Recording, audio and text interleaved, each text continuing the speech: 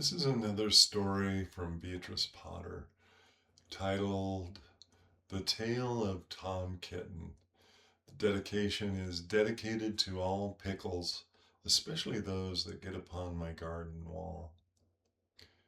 Once upon a time, there were three little kittens, and their names were Mittens, Tom Kitten, and Moppet.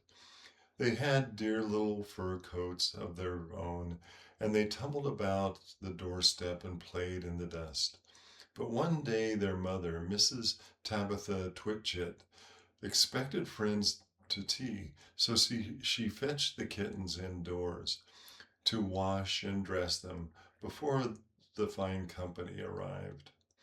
First she scrubbed their faces, then she scrubbed their fur, then she combed their tails and whiskers.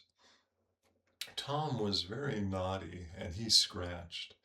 Mrs. Tabitha dressed Moppet and Mitten in clean pinafores and tuckers, and then she took all sorts of elegant, uncomfortable clothes out of the chest of drawers in order to dress up her son Thomas. Tom Kitten was very fat, and he had grown. Several buttons burst off. His mother sewed them on again.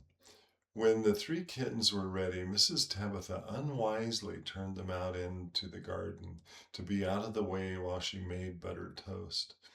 Now keep your frocks clean, children.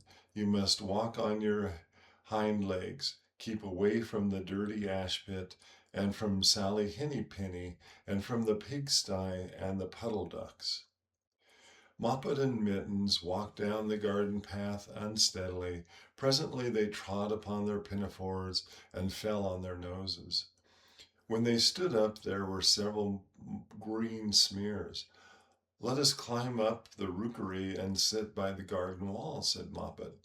They turned their pinafores back to front and went up with a skip and a jump. Moppet's white tucker fell down into the road. Tom Kitten was quite unable to jump when walking upon his hind legs and trousers. He came up the rookery by degrees, breaking the ferns and shredding buttons left and right.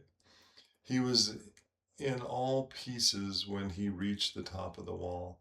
Moppet and Mittens tried to pull him up together, but his hat fell off and the rest of his buttons burst. While they were in difficulties, there was a pit-pat, paddle-pat, and the three puddle ducks came along the hard, high road, marching one behind the other and doing the goose step, pit-pat, paddle-pat, pit-pat, waddle-pat. They stopped and stood in a row and stared up at the kittens. They had very small eyes and looked surprised. Then the two duck birds, Rebecca and Jemima Puddle Duck, picked up the hat and tucker and put them on. Mittens laughed so that she fell off the wall. Moppet and Tom descended after her. The pinafores and all the rest of Tom's clothes came off on the way down. Come, Mr. Drake Paddle Duck, said to Moppet. Come and help us to dress him. Come and button him up, Tom. Mr. Drake Paddle Duck advanced in a slow, sideways manner and picked up the various articles, but he put them on himself. They fitted him even worse than Tom Kitten. It's a very fine morning, said Mr. Drake Paddle Duck.